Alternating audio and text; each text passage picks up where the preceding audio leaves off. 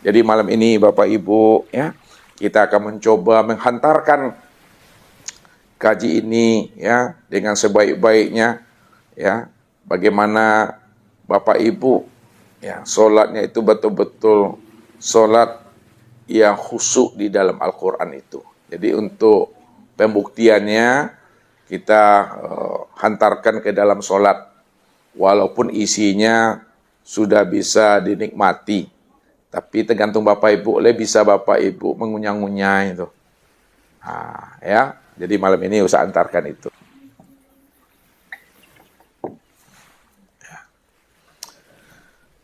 Nah, memahami sholat khusyuk itu Bapak Ibu, ya. Ada 4 derajat ilmu untuk menghantarkannya, ya. Nah, kita lihat khusyuk di dalam derajat ilmu syariat fikih. Yang kedua, khusyuk di dalam derajat ilmu thariqat tasawuf.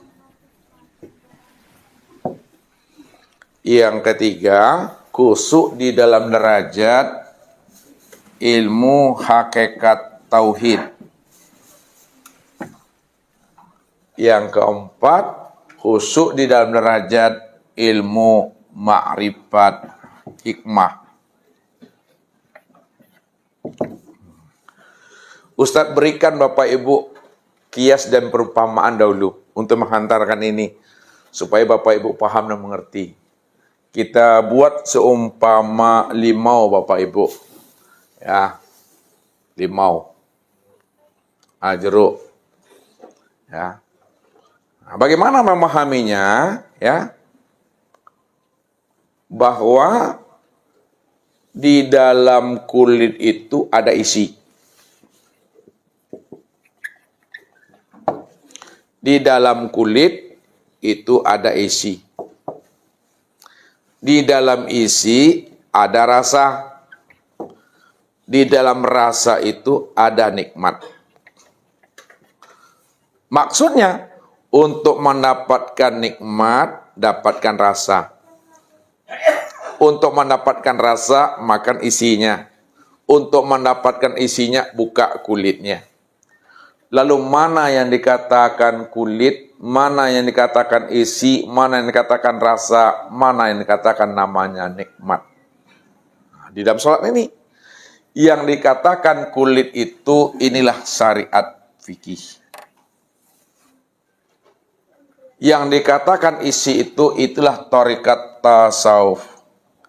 Yang dikatakan rasa itu itulah hakikat tauhid, dan yang dikatakan ma'rifat, yang dikatakan nikmat itu itulah ma'rifat hikmah itu. Itu maknanya di dalam syariat itu ada thariqat, di dalam thariqat itu ada hakikat, di dalam hakikat itulah ma'rifat. Maknanya syariat ini akan menghantarkan kepada thariqat. Ilmu syariat itu menghantarkan kepada thariqat. Tidak bisa ilmu syariat itu menghantarkan hakikat. Jadi ilmu syariat itu hanya mampu menghantarkan kepada thariqat. Thariqat inilah yang menghantarkan kepada hakikat.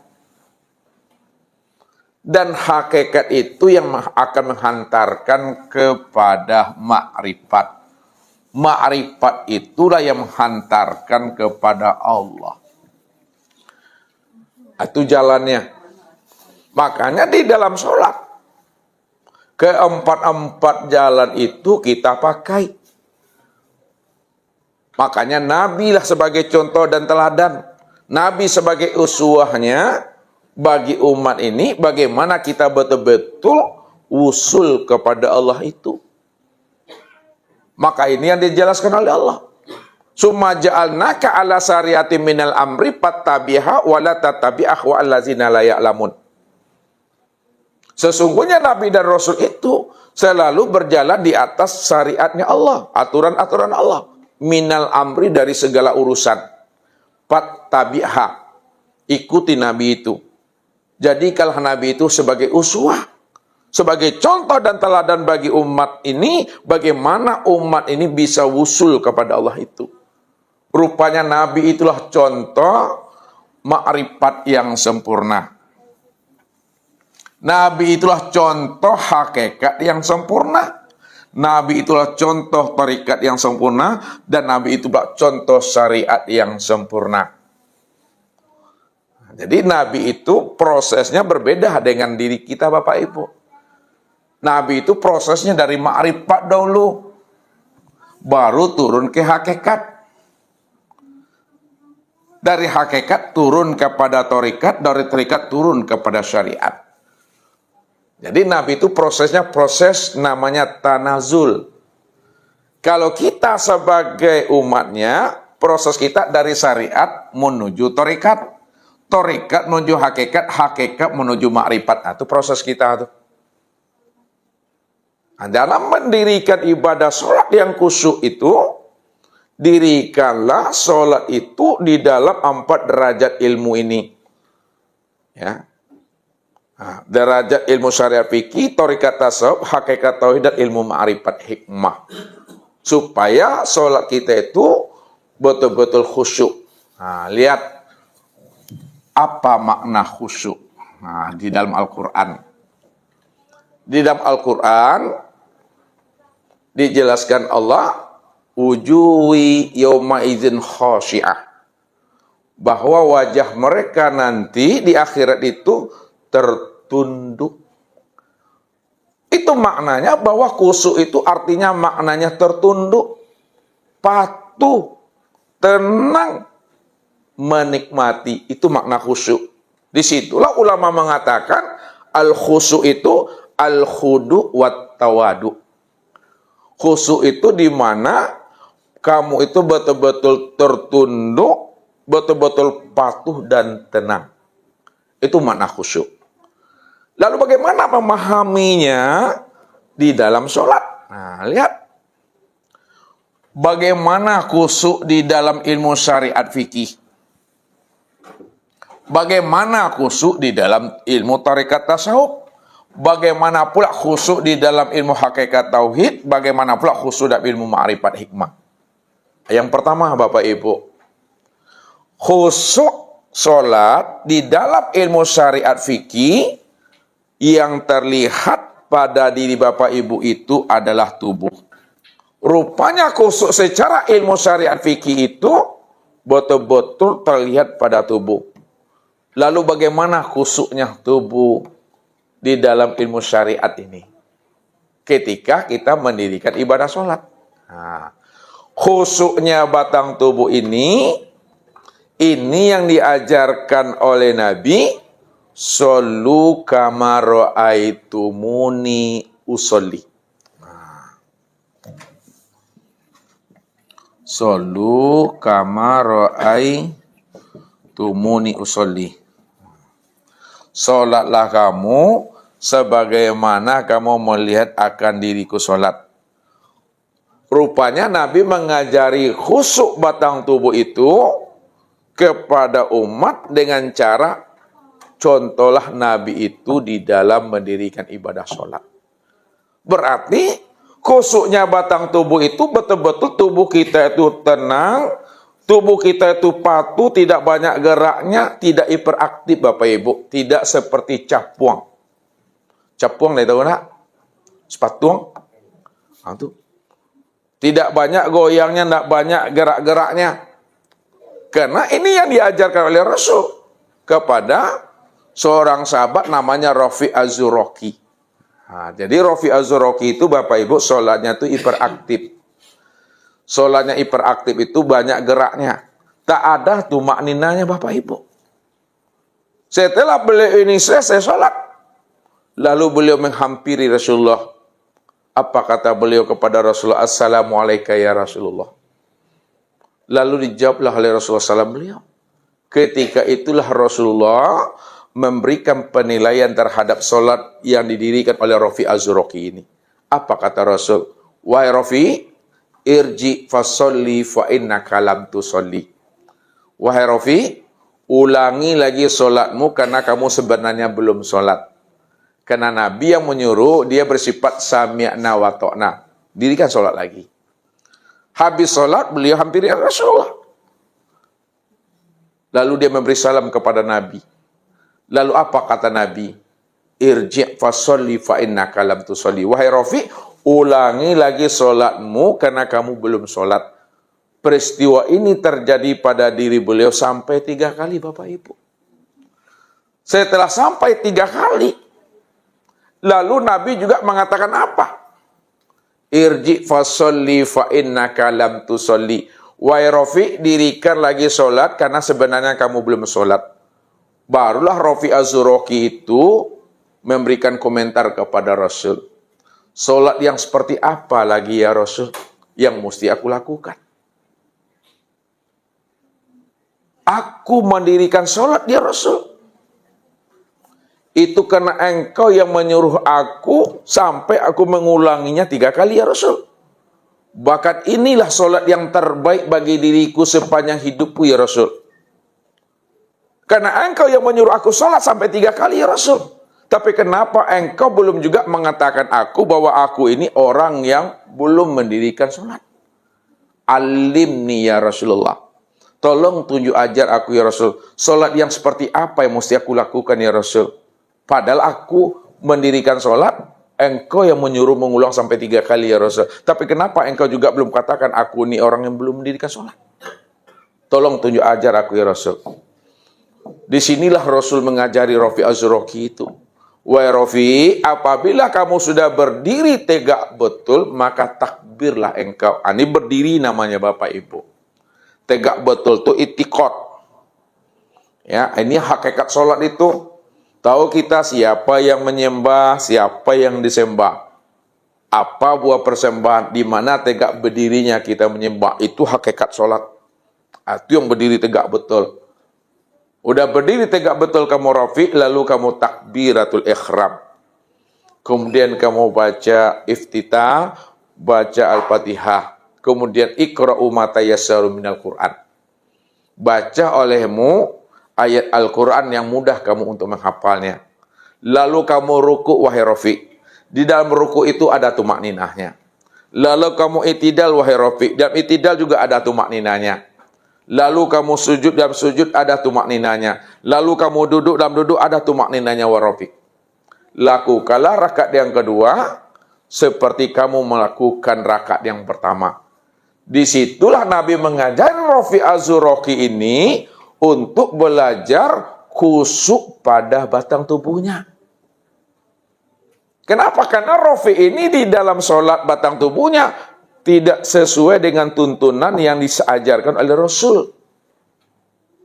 Banyak goyangnya, tidak tenang dia. Ya. Tidak sempurna rukun 13 yang dia dirikan itu secara ilmu syariat itu. Makanya Bapak Ibu wajib kita memahami rukun 13 itu di dalam sholat supaya sempurna khusyuk batang tubuh kita ini Bapak Ibu. Ini yang rukun 13, masih ingat tak Bapak Ibu kaji fikih ini? Rukun 13. Rukun 13 itu dibagi 3. Yang pertama namanya rukun kolbi. Yang kedua rukun kauli. Yang ketiga namanya rukun fi'li. Kolbi, kauli, dan fi'li. Kita buat contohnya lagi. Biar mudah Bapak Ibu memahaminya. Rukun kauli itu ibarat gelas Bapak Ibu. Ibarat gelas. Kauli. Kauli itu ibarat gelas. Sedangkan kolbi itu ibarat air yang ada di dalam gelas. Ya, jadi air itu yang di dalam gelas itu ibarat kolbi itu. Sedangkan fi'li orang yang memegang gelas, diri yang memegang gelas niha. Maksudnya ketika Bapak Ibu memegang gelas yang berisi air, lalu Bapak Ibu menghantarkannya ya kepada ustadz. Bagaimana air yang Bapak Ibu hantarkan kepada ustadz tidak tumpah dan tidak terbayak tuh Bapak Ibu? Baca caranya tuh.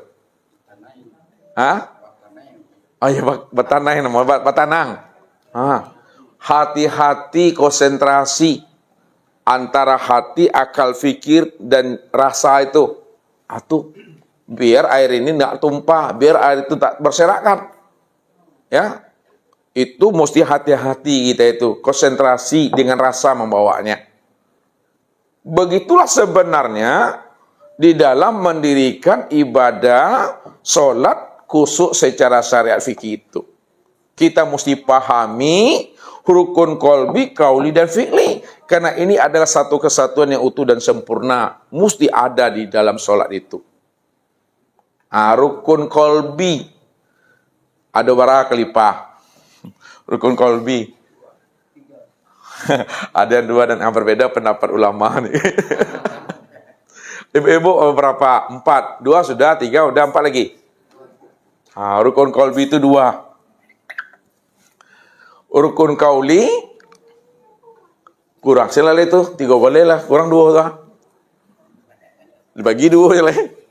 Rukun kauli 5. Kurang lah itu supaya 3 balenya. Fi'li fi'li 6. Kalaulah memang rukun kolbi itu 2, yang mana yang 2 itu Bapak Ibu? Rukun kolbi itu yang mana? Satunya yang mana? Niat. 2? Tertib. Pertama adalah niat, yang kedua adalah tertib. Itu rukun kolbi namanya. Yang niat itu yang mana yang dikatakan niat? Yang sebut niat apa, Bu? Yang katakan niat tahu? Tadi Bapak Ibu ke majelis ini ada niat tak ya? Jadi yang dikatakan niat itu apa, Pak? Detakkan hati. Kalau tidak berdetak hatinya? Ya itu dia tuh Pak. Ya itu dia tuh. Yang mana Pak, ulang lagi? Yang menyebutnya nggak payah tuh Pak. Yang dikatakan niat itu makhotaro bibalika. Apa yang terlintas, apa yang terbetik di dalam hati itu adalah niat. Itu maknanya. Kalaulah niat itu makhotaro bibalika, apa yang terbetik dan terlintas dalam hatimu itulah niat, maka sesungguhnya niat itu la sautun wala harfun. Tidak ada namanya suara dan tidak ada namanya huruf di situ. Kalau dia berhuruf dan bersuara, itu bukan niat namanya. Tapi namanya apa Ibu-Ibu? Itu yang dikatakan lafaz niat itu. Jadi, contohnya, usolli fardol maghribi salasa raka'atin ma'muman mustaqbilal qiblati adaan lillahi ta'ala. Itu apa namanya Abdul? Niat atau lafaz niat? Lafaz niat. Yang niat itu? Yang tidak bersuara. Contohnya gimana? Ya gimana contohnya kalau tidak bersuara? Contohnya, mesti ada contohnya. Lihat contohnya sama Ustaz. Yang tidak ada urut dan tidak ada suara itu yang niat. Tahukah Bapak Ibu apa yang akan Ustaz lakukan 1 menit ke depan? Itu yang niat itu dah. Tidak ada huruf, tidak ada suaranya, tapi lintas di sini dia. Ya, itu makna niat. Jadi niat itu letaknya betul-betul pada kolbu, pada hati. Kalaulah niat itu betul-betul di dalam hati, apa yang ada di dalam hati? Dan mana yang dikatakan hati? Sehingga niat kita itu betul-betul disebut namanya niat kamaliyah. Ya. Hati Bapak Ibu itu isinya kosong. Tiada. Kalaulah hati Bapak Ibu itu kosong dan tiada, siapa yang kosong dan tiada itu sebenarnya? Yang bisa disebut, yang nggak bisa diutarakan. Itulah Allah itu. Itulah yang dikatakan qalbul mu'min baitullah. Hatinya Bapak Ibu itu yang rumah Allah tuh. Makanya dikatakan Allah, falyabudu rabbahazal bait. Apa artinya tuh? Falyabudu rabbahazal bait. Sembahlah olehmu pemilik rumah ini. Makanya ada Baitullah di luar diri dan ada Baitullah pada diri. Baitullah yang di luar diri itu letaknya di mana? Makkah. Baitullah di dalam diri itu letaknya pada hati. Lalu mana yang dikatakan hati itu? Mana yang dikatakan hati itu, Pak Suan Ratu? Yang dikatakan hati. Nah, ini kita urai di sini. Nah, sinilah.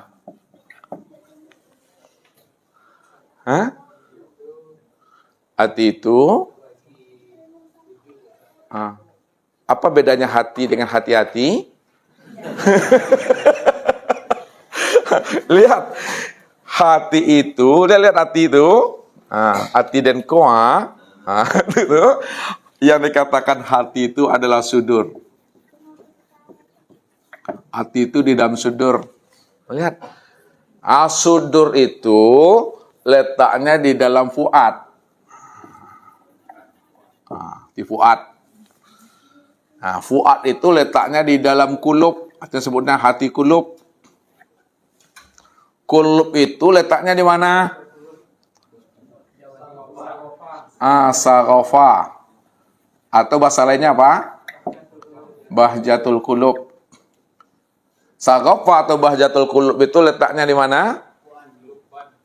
Di dalam lubban. Lubban itu letaknya di mana?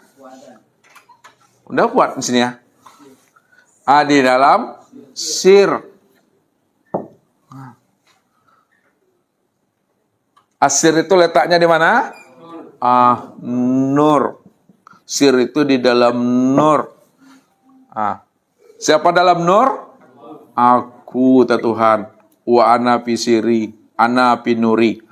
Aku di dalam rahasiaku, aku di dalam nur aku. Kesimpulannya, hati itu letaknya di dalam rahasia hakikat diri Bapak Ibu.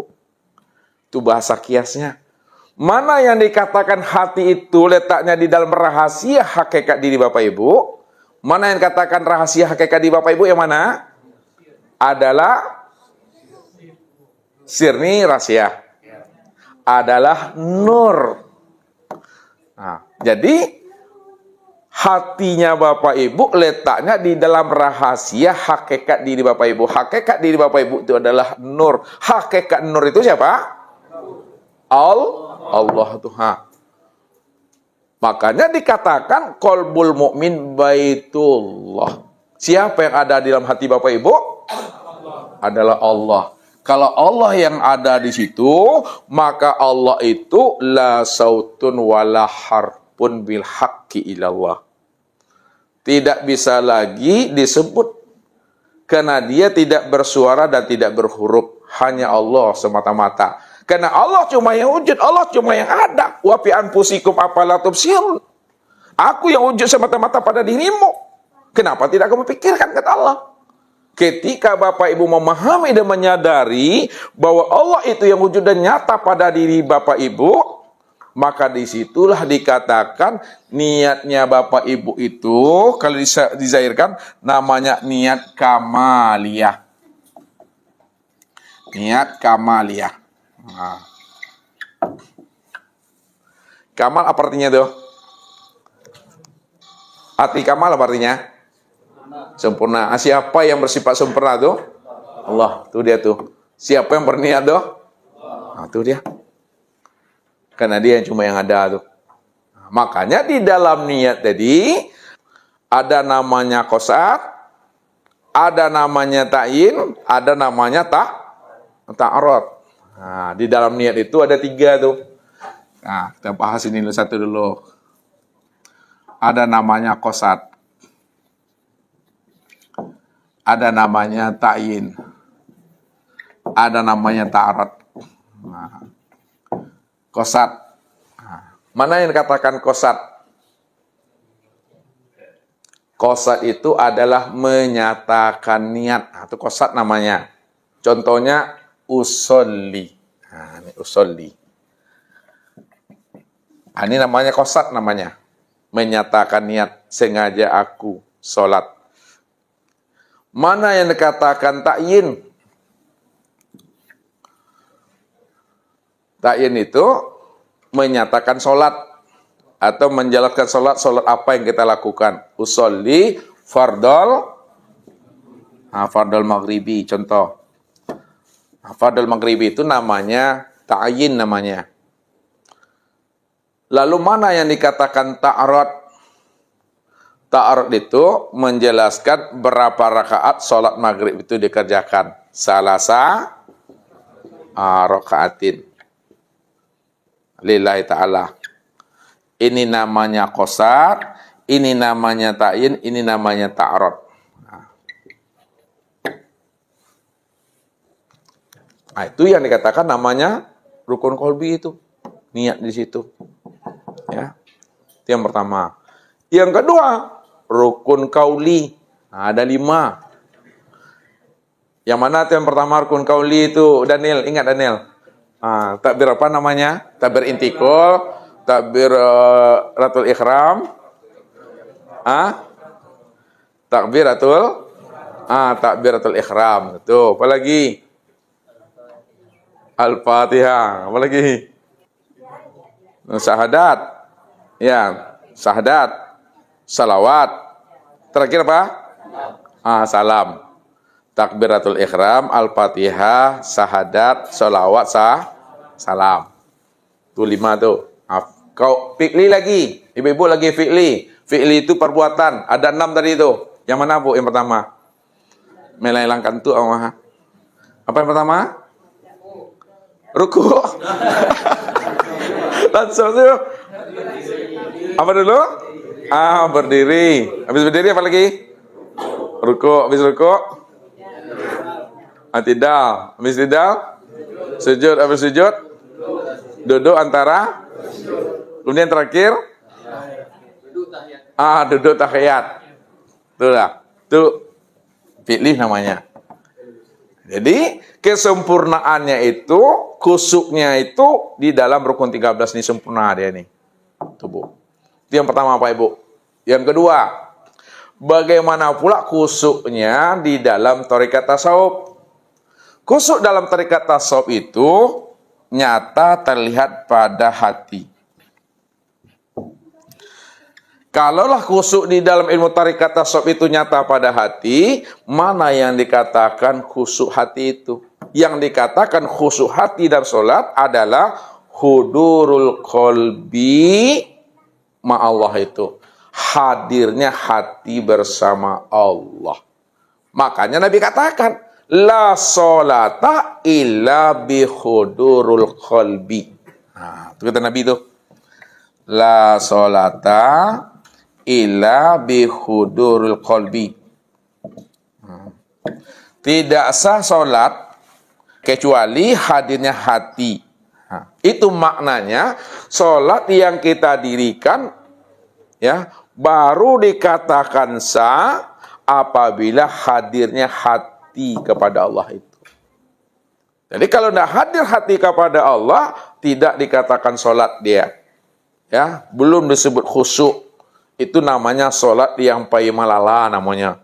Pai raun namanya itu mah, belusukan. Batang tubuhnya aja yang berdiri, ruku, itidal, sujud dan duduk, tapi hatinya ini pergi raun. Ini yang dikatakan oleh Allah itu pawailul lil musallin. Neraka wil bagi orang yang sholat yang mana hatinya itu lalai, belusukan, berjalan-jalan dia. Ini bahasa syariatnya. Lalu bagaimana cara memahami hadirnya hati kepada Allah? Ini yang kita mesti paham. Ini pada maqam namanya maqam muraqabah namanya Bapak Ibu. Ini yang diajarkan Nabi. Fa in lam takun tarahu fa innahu yaraka. Maka jikalaulah kamu belum mampu memandang dan menyaksikan Allah, rasakan dalam hatimu, hadirkan di dalam perasaanmu bahwa Allah sedang melihat dan menyaksikan akan dirimu. Allazi yaraka hina taqumu wa taqallubaka fi sajidin. Allah senantiasa hadir melihat dan menyaksikan dirimu pada saat kamu berdiri di waktu sholat. Pada saat kita ruku, pada saat kita sujud, pada saat kita duduk, Allah selalu hadir memperhatikan akan hati kita. Apakah hati kita hadir kepada Allah atau hati kita ini hadir kepada dunia, nafsu dan akal pikir kita? Lalu bagaimana cara mengambil pahamnya? Bagaimana cara menghadirkan hati bersama Allah? Walaupun pada maqam thariqat, Bapak Ibu belum mampu melihat dan menyaksikan, tapi bisa merasakan hadirnya Allah itu berserta diri kita ini. Mengambilnya itu dengan rasa. Nah, rasa atau rasu namanya Bapak Ibu. Rasa atau rasu. Rasa atau rasu itu singkatan Rasul Allah. Nah, singkatannya Rasul Allah.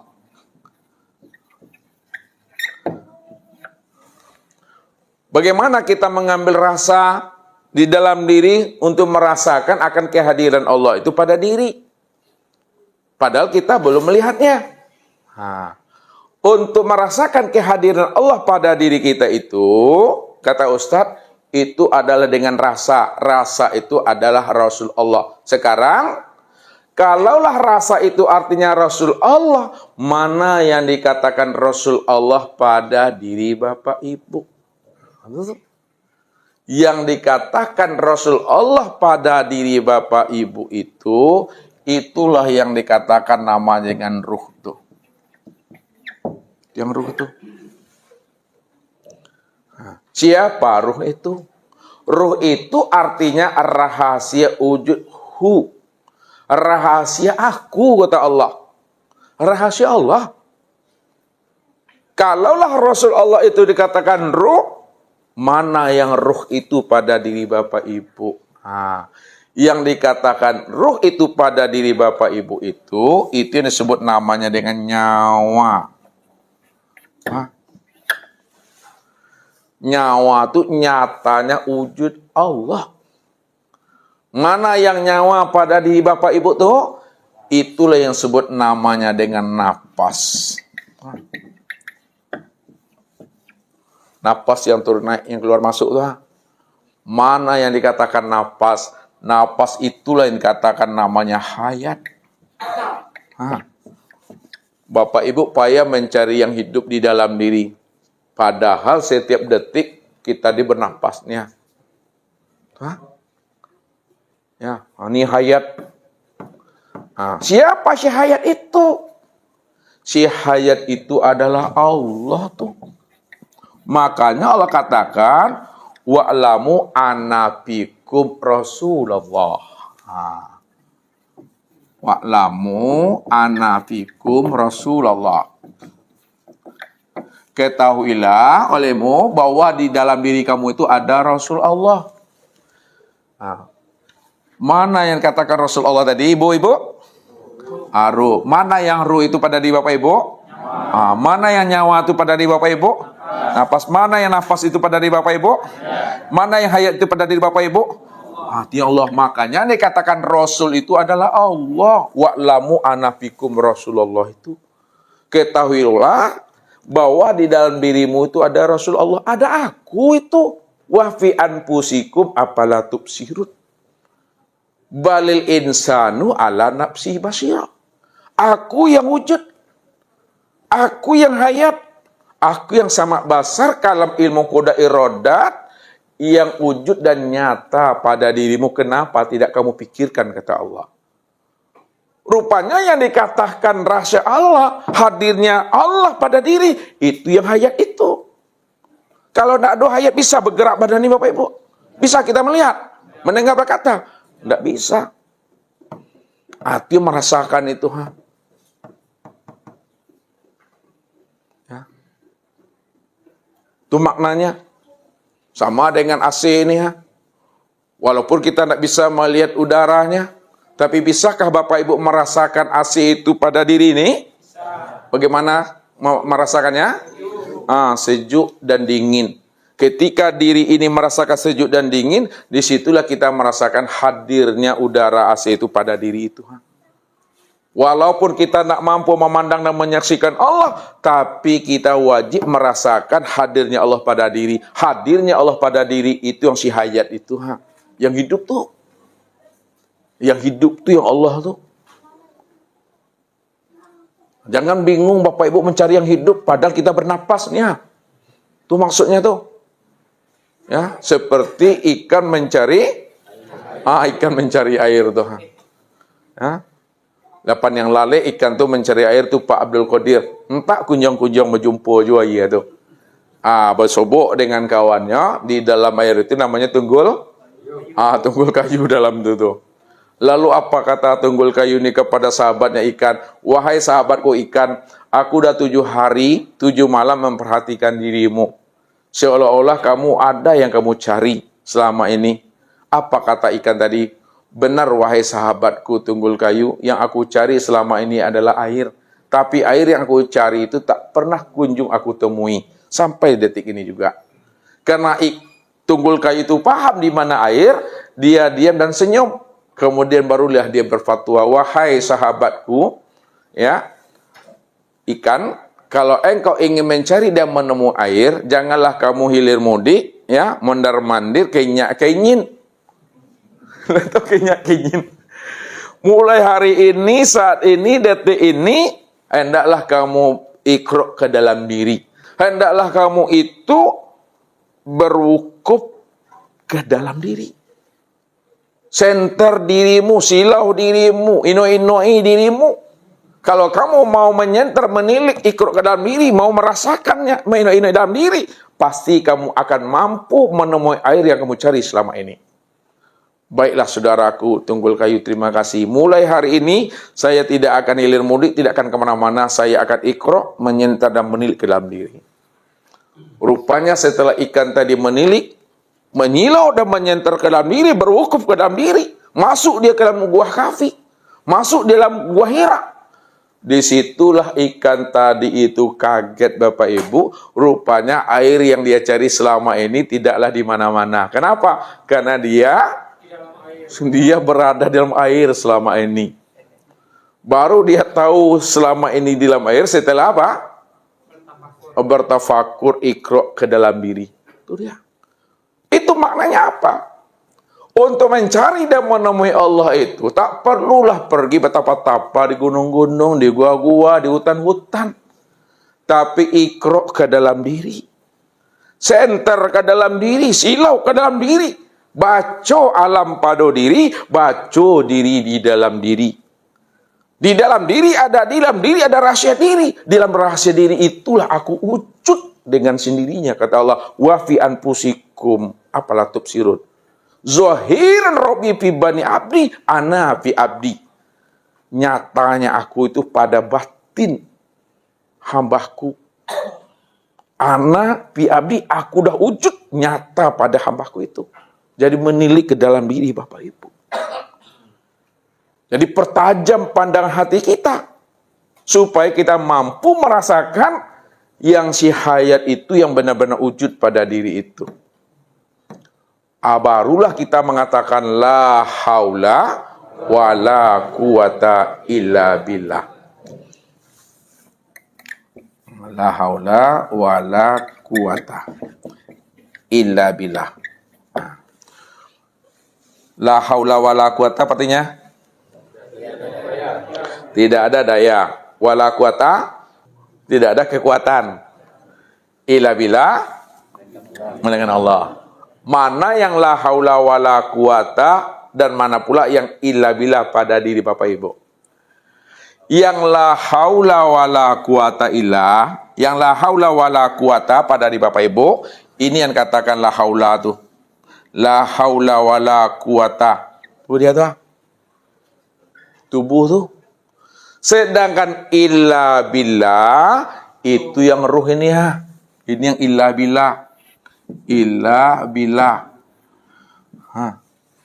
Makanya jangan Bapak Ibu tertahan memandangnya pada ruh. Nanti bertuhan kepada ruh nanti. Tilik lagi itu. Ruh itu yang nyawa. Nyawa itu yang napas. Napas itu yang si hayat. Hayat itu yang Allah. Nah, kalaulah hayat itu yang Allah, Allah itulah sebenarnya si hayat tuh. Si hayat itu yang napas tuh. Napas itu yang nyawa tuh. Nyawa itu yang ruh itu yang rasul itu yang Allah itu. Balik ke situ, balik itu. Itu yang ada pada dirimu tuh. Ha. Nah, itu yang hadir tuh. Merasakan tuh. Nah, itulah khusyuk namanya. Makanya ketika hati telah hadir kepada Allah, maka dia akan memberi efek kepada batang tubuh. Tenang dia. Kenapa? Karena sudah merasakan kehadiran Allah pada dirinya. Inilah yang dikatakan yang zahir menunjukkan yang batin. Baru tenang tubuhnya, pandangannya, pendengarannya, kalamnya, tingkah laku dan perbuatannya tenang. Kenapa? Hatinya itu sudah hadir bersama Allah. Inilah yang dimaksudkan Nabi itu kun ma Allah. Fa in lam takun ma Allah, fakun kana ma'aman ma Allah, fa innahu yusiluka ilallah. Hendaklah kamu selalu hatimu, rohanimu, jiwamu selalu bersama Allah. Nah, kalau belum mampu hati kita, jiwa kita, rohani kita bersama Allah, fakun ma'aman kana ma Allah. Carilah kawan, carilah teman, carilah sahabat, carilah guru, carilah mursyid. Yang mana teman, kawan, sahabat, guru, dan mursyid itu hati dan ruhaninya sudah bersama Allah. Ambil ilmunya, tahu ilmunya, ikuti dia. Ini yang diajari Allah. Wattabi' sabila man anaba ilayya. Ikutilah olehmu orang-orang yang telah tahu jalan pulang dan kepada aku. Itulah para nabi dan para rasul. Itulah para aulia ilah. Para nabi dan para rasul dan para aulia ilah itu. Di mana hatinya dan ruhaninya telah bersama Allah. Ketika hati dan ruhaninya sudah bersama Allah. Sudah hidup, merasa Tuhan dalam dirinya. Ambillah ilmunya, raihlah ilmunya, sauklah ilmunya. Fa innahu yusiluka ilallah. Karena mereka mampu menghantarkan, membimbing dan menuntun hati dan rohani kita. Bagaimana kita bisa bermakrifat, berliku, dan bermusyahadah dengan Allah. Tuh. Jadi khusyuk. Jadi tubuh ini tenang, hati juga hadir di situ. Merasakan itu. Yang ketiga. Khusyuknya dalam ilmu hakikat tauhid. Khusyuknya dalam ilmu hakikat tauhid itu nyata pada ruh. Jadi khusyuknya dalam ilmu hakikat tauhid nyatanya pada ruh, itu maknanya adalah antuk minu bi ru'yatillah. Betul-betul kamu itu tajalli. Nyata senyata-nyatanya bi ru'yatillah itu melihat Allah. Ini yang disebut namanya tajalli rabbahu. Tajalli rabbahu. Menyaksikan Allah. Inilah makna dari surat Al-Hijr ayat 99. Wa'bud rabbaka hatta ya'tiyakal yaqin. Wa'bud rabbaka hatta ya'tiyakal yaqin. Sembahlah Rabbmu sehingga betul-betul datang di dalam dirimu itu adalah suatu keyakinan. Jadi menyembah Allah itu, beribadah kepada Allah itu mesti terbit di dalam hati itu yakin. Lalu mana yang dikatakan yakin? Yang dikatakan yakin itu nih al-imanu kullu. Yakin itu adalah iman yang sempurna. Iman yang sempurna itu adalah antuk minu bi ru'yatillah.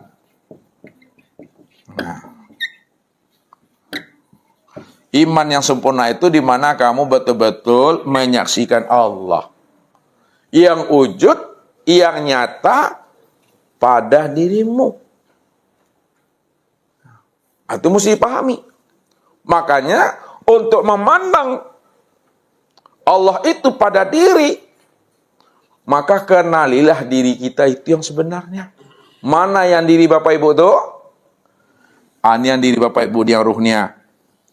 Siapa ruh tadi? Aru ini yang katakan sifat Allah tuh. Sifat Allah. Sifat Allah yang 7. Sifat apa namanya? Sifat ma'ani. Nah, lihat. Sifat ma'ani.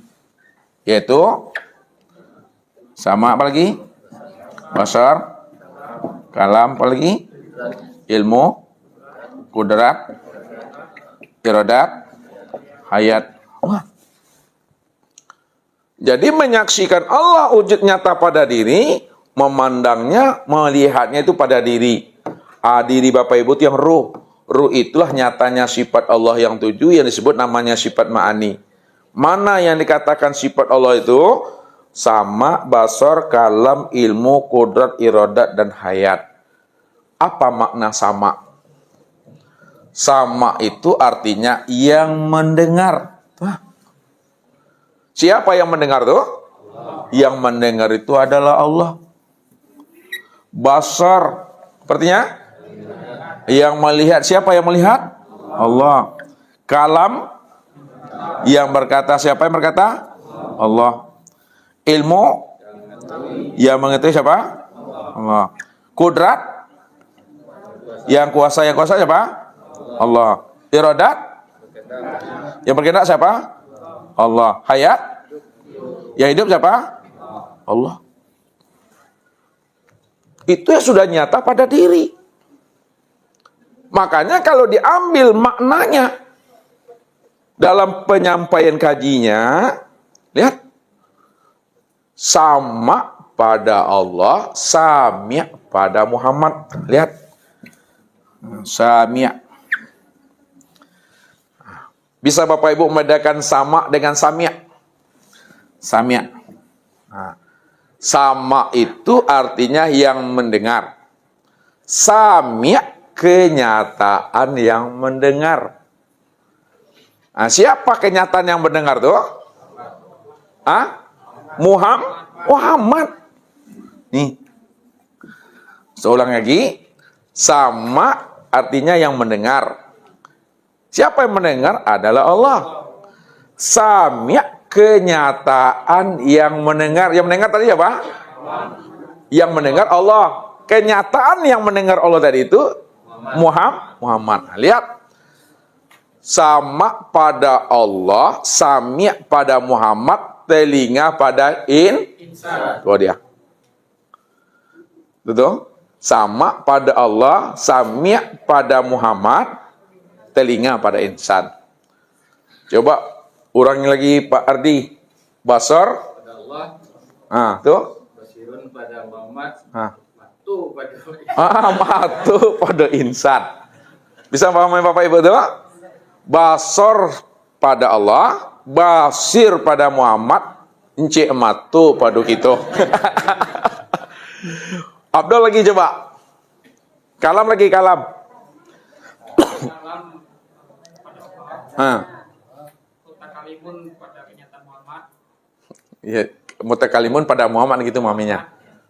Ujung pada kita. Jelas tuh. Ya mau orangnya tuh. Oke, ini dia orangnya tuh, sempurna tuh. Ya, itu yang katakan namanya Ahad itu. Ahad. Ya, Ahad tuh. Ahad. Alif, ha, dal. Ini bukan ilmu otak-atik, ini bukan ilmu cocok logi. Alif itu apa? Allah. Ha itu? Dal itu? Adab. Itu dia. Allah tuh diriku, Muhammad itu wujud aku, Adam tuh rupaku. Maka kesempurnaan memandang Allah, Muhammad, dan Adam itu disebut namanya dengan insan. Siapa insan tuh? Insan itu adalah Allah. Allah tuh nama atau tidak tuh? Nama. Yang mana yang Allah tuh? Diri yang punya nama. Diri yang punya nama. Itu dia tuh. Jadi insan ini nama yang berapa? 100. Nama yang ke-100. Itu dia. Insan tuh nama yang ke-100 tuh. Itu sempurna itu. Makanya ketika kita dah duduk pada maqam musyahadah, memandang dan menyaksikan Allah, ya, ketika itulah sebenarnya diri Bapak Ibu itu betul-betul hancur sehancur-hancurnya. Siapa yang sudah mengenal Allah, siapa yang sudah berlikuk dengan Allah, siapa yang telah bermusyahadah dan bermuwajahah dengan Allah, maka dirinya hancur. Dirinya itu fana, dirinya itu hapus hapus-hapusnya. Man arafa Rabbahu fasadal jasad. Barang siapa yang telah mengenal Tuhannya, maka binasalah dirinya, hancur. Jadi orang yang mengenal Allah itu dirinya pasti mati. Ketika dirinya mati, siapa yang hidup tuh? Disitulah letaknya kesempurnaan mati itu. Kesempurnaan tiada ada. Kesempurnaan tuli, kesempurnaan buta, kesempurnaan bisu, kesempurnaan bodoh, kesempurnaan lemah dan papa, kuasa dan berkehendak. Siapa yang dikatakan kesempurnaan wujud sama basar kala ilmu kuda iradat dan hidup itu? Allah dah tidak. Itulah menyaksikan Allah Bapak Ibu tuh. Pada mana? Pada diri. Ketika Bapak Ibu sudah menyaksikan Allah pada diri, disitulah letaknya Bapak Ibu telah menyaksikan Allah pada tingkat Sidratul Muntaha. Sidratul Muntaha. Sidr itu batas. Muntaha ini muntah penghabisan. Inilah kesadaran yang penghabisan, kesadaran yang tertinggi. Itu maksudnya. Kesadaran yang tertinggi itu maksudnya sadar sesadar-sadarnya bahwa Allah lah yang wujud tuh. Allah cuma yang ada secara mutlak. Tidak ada yang lain lagi. Makanya Nabi itu naiknya di makom Sidratul Muntaha waktu ingin menyaksikan Allah. Tapi setelah sampai di Sidratul Muntaha, ini secara syariat, dilihatnya di depan tak nampak Allah. Dilihatnya di belakang tak nampak Allah. Dilihatnya kanan kiri tak nampak Allah. Dilihatnya di atas ke bawah, ke dalam, ke luar tak nampak Allah. Ketika itulah baru Nabi menyadari sesadar-sadarnya bahwa Allah itu sudah wujud dan nyata pada dirinya itu. Situlah yang dikatakan Sidratul Muntaha, makom kesadaran yang tertinggi. Itulah makna hapus itu. Maka orang yang telah duduk pada makom Sidratul Muntaha, itu makomnya itu pada pasadal jasad itu dah. Itu makna fana tuh. Fana. Fana itu artinya Daniel? Hilang. Kita buat apa lagi? Hapus apa lagi? Lenyap. Apa lagi? Lebur. Ini muradif kalimat, sinonim kata. Apa maknanya fana, hapus, lenyap, sirna itu? Maknanya, ya sadari sesadar-sadarnya. Pahamilah sepaham-pahamnya bahwa yang wujud dan bersifat itu hanya Allah tuh. Makanya Bapak Ibu melihat dan menyaksikan Allah itu pada makom kesadaran. Sadar sesadar-sadarnya Allah cuma yang ada. Allah cuma yang wujud. Kalau Allah yang wujud, Allah cuma yang ada. Maka Allah itulah segala yang ada ini dalam bentuk rupa yang berbeda, wujud yang lain. Itulah maknanya bahwa dirimu itu adalah bentuk rupaku yang lain. Wajah alulahu min ibadihi juz'an. Dirimu itu bahagian aku. Itu maknanya. Kalaulah dirimu itu bahagian diriku, maka dirimu itu adalah bentuk lain, rupa lain daripada diriku. Disitulah letaknya Allah itu menjelaskan, karena dia cuma yang wujud. Disitulah dia menjelaskan ala innahu bikulli syai'in muhit itu. Ala innahu bikulli syai'in muhit. Ketahuilah bahwa Allah itu sudah meliputi akan segala sesuatu. Ini segala sesuatu. Karena segala sesuatu itu adalah bentuk lain daripada dirinya. Kenapa segala sesuatu itu bentuk lain daripada dirinya? Karena dia cuma yang ada. Hanya dia satu-satunya. Namun kesempurnaan Untuk memandang nyatanya Allah pada segala sesuatu itu, sempurnalah pada insan. Nah, itu dia. Makanya Allah katakan, inna rabbaka. Coba sambung ayatnya Pak Ardi. Udah berulang-ulang nih ya. Oh, itu Khalifah pasti dapat tuh. Di mana-mana kaji itu sambungkan inna rabbaka. Sambung mana Rami, ada Rami sini. Inna rabbaka akhata binas. Sesungguhnya Rabbmu itu meliputi binas, meliputi sekalian diri manusia. Tadi pada sekalian alam. Allah itu meliputi sekalian alam dalam bentuk rupa yang berbeda wujud yang lain. Nah, sekarang disempurnakan lagi oleh Allah. Makanya baca alam pada diri. Sesungguhnya Rabbmu itu sudah meliputi diri sekalian manusia. Itu maknanya apa? Di mana ada kamu, di situ ada aku. Di mana ada aku, disitulah nyatanya Allah itu. Karena kita inilah yang ainullah itu yang sebenarnya. Itu yang tak berjarak itu. Itu yang dikatakan Muhammad, bahasa hakikatnya. Muhammad itu adalah zuhir aku. Muhammad itu zahirnya Allah. Kalaulah Muhammad itu zahirnya Allah, wujudnya Allah, maka Muhammad itu yang sebenar-benarnya Allah itu. Nah, ini dia hakikat cara memahaminya. Kalau di marifat, Allah itulah yang Muhammad itu. Siapa nama Allah tuh? Nama Allah itu Muhammad. Siapa rahasia Muhammad? Allah itulah rahasia Muhammad. Itu yang Muhammad dengan Allah itu Esa dia tuh. Ya, tunggal yang tiada berbilang itu Ya, Esa yang tiada bercerai dia itu. Itu memahaminya. Jadi berbeda dalam bentuk rupa, berbeda dalam bentuk zahir, tapi satu dalam bentuk hakikat batinnya. Nah, contoh, nih untuk menghantarkan paham. Ya, untuk sampai sini ini udah di ujung kaji kita ngaji nih Kapas. Ya. Kapas itu bukanlah benang. Ya Bapak Ibu. Benang itu bukanlah kain. Kain itu bukanlah baju. Baju itu bukanlah celana.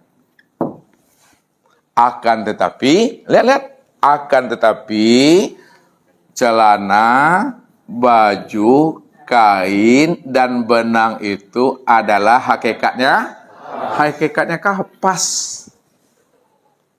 Jadi dalam bahasanya hakikat, bahwa celana, baju, kain, dan benang itu bentuk lain daripada rupa diriku. Bisa ngerti Bapak Ustaz? Kapas nih, Ustaz, kapas tuh jadi benang. Ini jadi kalimatnya lagi. Benang jadi kain, kain jadi baju, kain jadi celana, atau kain jadi sarung boleh, ya kan? Itu maknanya. Kalaulah kapas sudah jadi benang, jadi kain, jadi baju, jadi celana, sesungguhnya baju, celana, kain, dan benang itu adalah bentuk lain daripada diriku, bentuk lain daripada rupaku. Kalaulah itu bentuk lain daripada rupaku dan diriku, maka sesungguhnya baju, celana, kain, dan benang itulah diri aku. Ketika kamu memandang benang, maka nampak itu kapas. Ketika kamu memandang kain, yang nampak itu kapas. Ketika kamu memandang baju, yang nampak itu kapas. Ketika kamu memandang celana, yang nampak itu kapas. Ketika kamu memandang jilbab dan sarung, yang nampak itu kapas. Kata kuncinya, siapa yang tidak mampu memandang kapas pada benang, pada kain, pada baju, pada celana, pada sarung, itulah yang dikatakan butuh sange itu dah. Itu butuh sange itu Disitulah maknanya Allah itu batin, namun dia sudah nyata pada segala yang zahir. Dia batin, namun dia telah nyata pada segala yang wujud, dalam bentuk rupa yang berbeda, dalam bentuk yang berbagai-bagai. Jadi kenalilah tajalli dan tahwil Allah itu Bapak Ibu. Ya. Jadi berbeda dalam bentuk dan rupa, namun satu dia dalam hakikat. Itu maknanya tuh. Hah? Allah yang berbuat, Muhammad yang apa? Allah yang berbuat, Muhammad yang merasui. Muhammad yang kena hukum. Tuhan. Kalian ngerti bahasa itu tuh. Allah yang berbuat, tapi Muhammad yang mengalami, yang merasui, yang kena hukum. Tuh. Pandang dibalik siapa Muhammad itu yang sebenarnya? Muhammad itu aku yang menjalani hidupku sendiri, kata Tuhan. Inilah cerita aku. Jadi jangan dipanik-panikkan hidup Bapak Ibu, walaupun hidup itu panik ya. Ya, jangan ditutukan badan tuh walaupun awak katu jonya tuh. Jadi nikmati aja hidup tuh. Kalau sampai aja kok matilah itu. Itu tuh udah menyaksikan Allah tuh. Pada makom ma'rifat, khusuk. Lihat lagi ini puncak nih. Khusuk di dalam makom ma'rifat itu betul-betul sudah fanabilah dan bakobilah. Khusuk ini sudah fanabilah dan bakobilah. Kenapa? Sudah terbuka sir tadi. Sir itu adalah rahasia Allah. Siapa yang terbuka rahasia Allah ketika itu fanalah wujud dan sifatnya ke dalam wujud dan sifatnya Allah. Itulah yang makna khusuk itu udah bakoh, udah fana. Bahkan kata-kata fana dan kata-kata bakoh itu pun tidak ada ucapan di situ lagi Bapak Ibu. Ya, tidak bisa lagi diucapkan di situ lagi. Kalau tidak bisa diucapkan, maka pada makom makrifat ini, solatnya itu tidak ada lagi mengingat-ingat. Solatnya itu tidak lagi menyaksikan.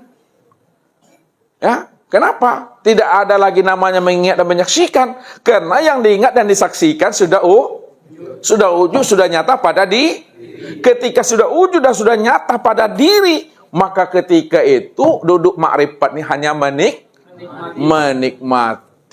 Mulut membaca ayat, telinga mendengarkan bacaan ayat, akal fikir mengawasi dan mengontrol apa yang dibaca dan apa yang didengar dan apa yang diperbuat tubuhnya. Hati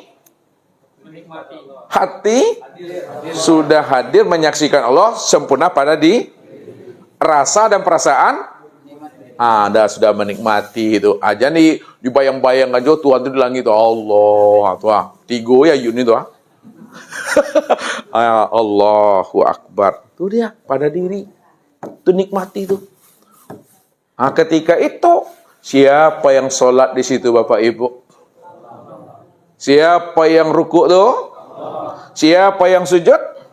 Siapa yang duduk? Itu dia. Maka untuk memandang nyatanya Allah pada diri, pada saat berdiri, rukuk, i'tidal dan sujud, disitulah sempurnanya kita memandang waktu berdiri. Lihat Allah ya. Habis berdiri apa? Rukuk. Berdiri, rukuk, sujud, apa lagi? Duduk, kita lihat. Ini ya terhimpun maknanya di dalam kulima Allah. Lihat nih. Lihat. Huruf alif itulah hakikat berdiri di dalam solat itu. Huruf alif itu hakikat berdiri di dalam solat. Kalaulah huruf alif itu hakikat berdiri dalam solat, maka alif itulah yang dikatakan nyatanya sifat jalalullah. Lihat jalal. Itu berdiri itu. Jadi berdiri itu nyata pada huruf alif itu. Kemudian ruku nyata pada huruf lam, itulah hakikat sifat jamalullah. Si Jamal itu yang ruku tuh. Sujud itulah hakikat huruf lam akhir, adalah hakikat sifat qaharullah. Si qahar itu yang sujud. Kemudian duduk itulah terlihat pada hakikat huruf H. Huruf H itu adalah nyatanya sifat kamalullah. Berarti yang berdiri siapa? Jalal. Siapa Jalal? Allah. Yang ruku? Jamal. Siapa Jamal? Allah. Yang sujud? Siapa Qahar? Yang duduk? Kamal. Siapa yang kamal? Allah itu. Makanya berdiri, ruku, sujud, duduk itu yang Allah. Begitulah Bapak Ibu menuliskan kelima Allah, tidak pakai pena, tidak pakai tulisan, tidak pakai kertas, nampak prakteknya tuh. Itu yang berdiri si Jalal, yang rukunya si Jamal, yang sujudnya si Qahar, yang duduknya si Kamal. Itulah Allah tadi. Itu sempurnanya itu. Itulah maknanya. Wa an ya'buduni haza sirati mustaqim. Akulah yang menyembah dan memuji akan diriku sendiri. Inilah jalan yang hak. Jalan yang hak, jalan yang benar itu adalah jalan yang sudah mengenal akan Allah. Karena Allah itulah hakikat tiap-tiap segala sesuatu. Allah itulah hakikat ibadah. Allah itulah tujuan akhir. Kalau Allah itu hakikat ibadah, tujuan akhir segala-galanya, maka dialah yang terlihat, dialah yang nampak, dialah yang betul-betul nyata, si nyata-nyatanya itu. Itulah maknanya Allah mengatakan, Kif ya Muhammad, ana. Nah, itu. Kif ya Muhammad, ana robbaka usolli. Berhentilah engkau hai Muhammad. Yang mengaku yang berdiri itu, yang mengaku yang rukuk, sujud dan duduk itu, yang mengaku yang berkata itu, ana robbaka usolli, akulah Rabbmu yang sholat. Nah, sekarang kita perdalam, kita cari orangnya. Mana yang Muhammad itu pada diri khalifah?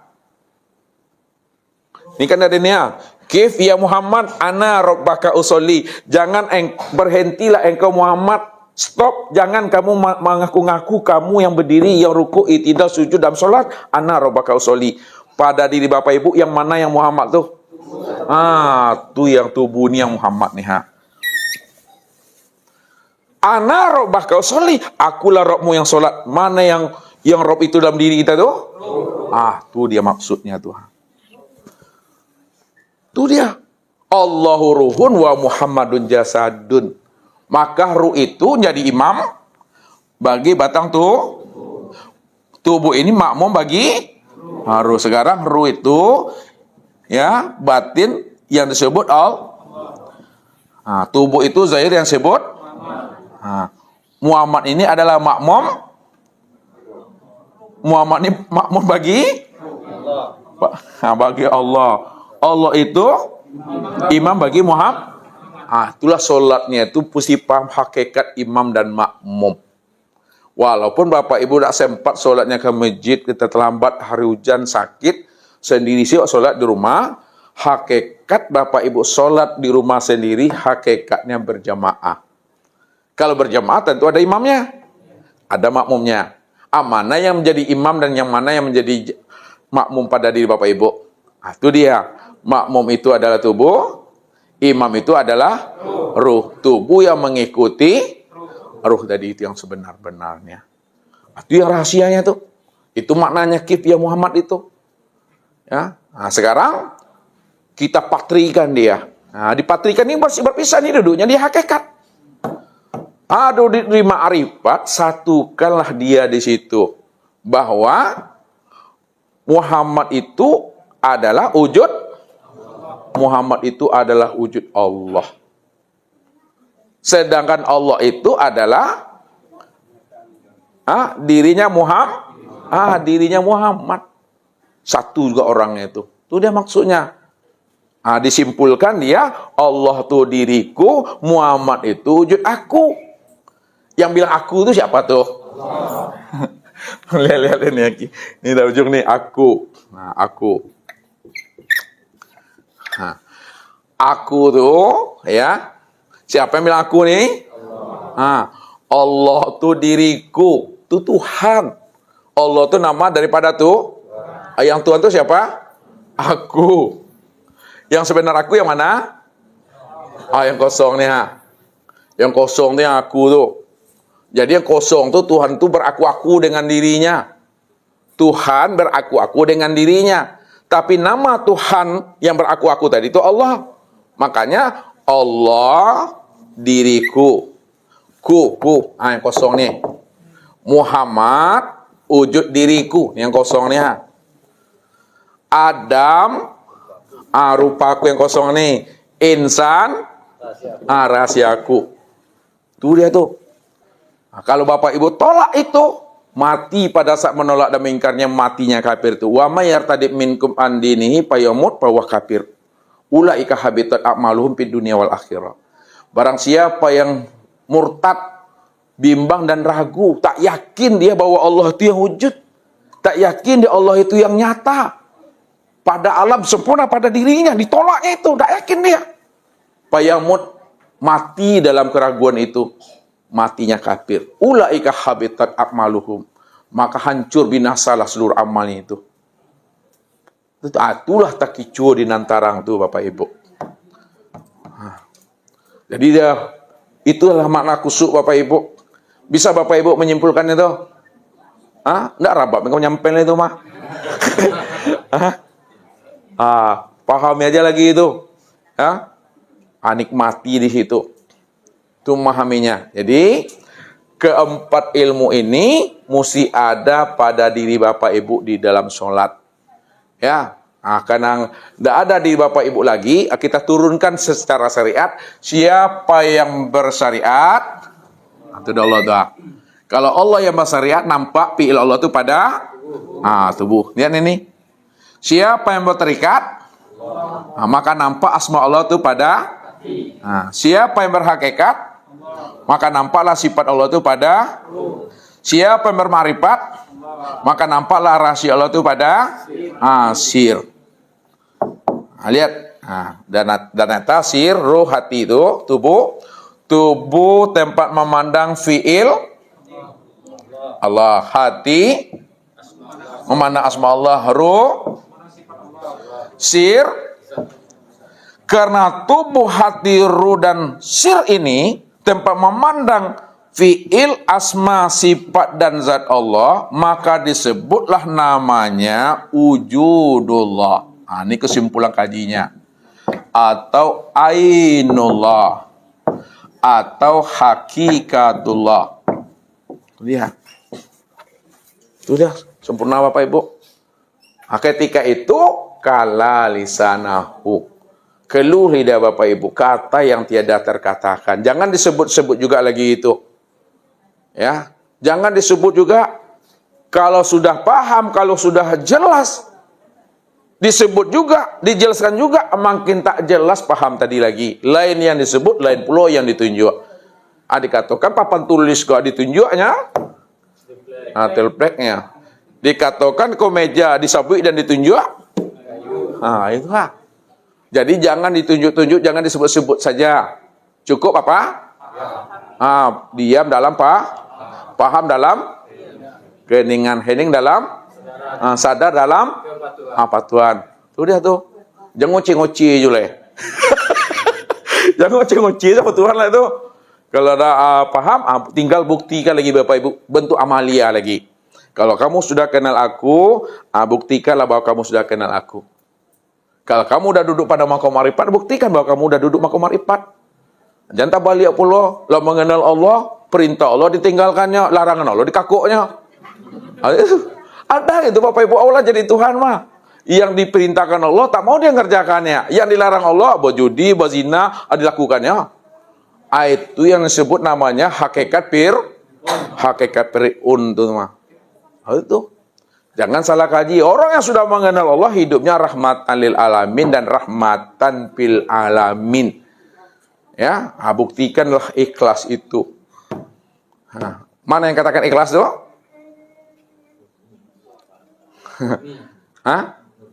Ikhlas itu artinya murni. Mana yang makna murni? Tidak bercampur. Sinonim kata juga lihat tuh. Lihat terakhir. Terakhir. Jangan ngantuk Pak Ibu. Kalau ngantuk kita talkinkan sama-sama. Ikhlas itu murni. Maksudnya ikhlas murni itu, ya, Tidak ada yang terpandang lagi melainkan hanya Allah semata-mata.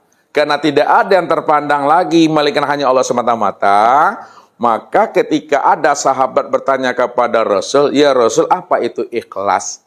Nabi itu tak langsung menjawab. Tidak semacam bapak ibu mandai-mandai.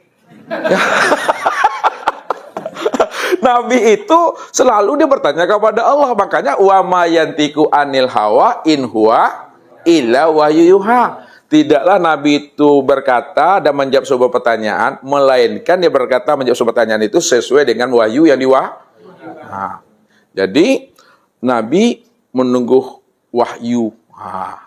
Makanya bertanyalah kepada Jibril. Jibril pun tidak bisa memberi jawaban itu tentang ikhlas itu. Lalu Jibril pun bertanya kepada Allah. Setelah dapat jawabannya dari Allah, dihantarkanlah kepada Jibril. Jibril dihantarkan kepada Muhammad. Muhammad baru menyampaikan kepada umatnya yang bertanya tadi. Barulah Nabi mengatakan, ikhlas itu adalah sirun min asrori. Ikhlas itu, al-ikhlas sirun min asrori. Ikhlas itu adalah rahasia dari rahasia-rahasiaku. Makanya ikhlas itu rahasia aku. Akulah yang ikhlas itu. Makanya dikatakan surat ikhlas. Surat ikhlas itu ada nggak bacanya ikhlas ibu-ibu? Coba baca ibu-ibu. Qul wallahu ahad. Allahu samad. Lam yalid. Walam yulad. Walam yakul. Ada lapas ikhlas di situ? Tidak ada. Itulah maknanya ikhlas itu, memurnikan Allah, mengesahkan Allah. Memurnikan dan mengesahkan Allah itu maksudnya tidak ada terpandang yang lain melainkan hanya Dia semata-mata. Itu yang ikhlas itu. Ikhlas itu rahasia aku yang ikhlas itu. Allah itu yang sebenarnya. Artinya makna murni itu tak ada yang lain di situ, hanya Allah di situ. Mungkin itu Bapak Ibu yang dimuliakan ya. Ada panik aku nih ya, mudah-mudahan dengan waktu yang terbatas ini Allah berikan Bapak Ibu kemudahan, kepahaman dalam memahami bagaimana kita menghantarkan sholat yang khusyuk itu secara syariat, tarekat, hakikat dan ma'rifat. Sehingga kita betul-betul sholat itu sudah menikmati bersama Allah itu. Sekarang kita lanjutkan dengan muzakarah. Billahi taufik wal hidayah. Wassalamualaikum warahmatullahi wabarakatuh.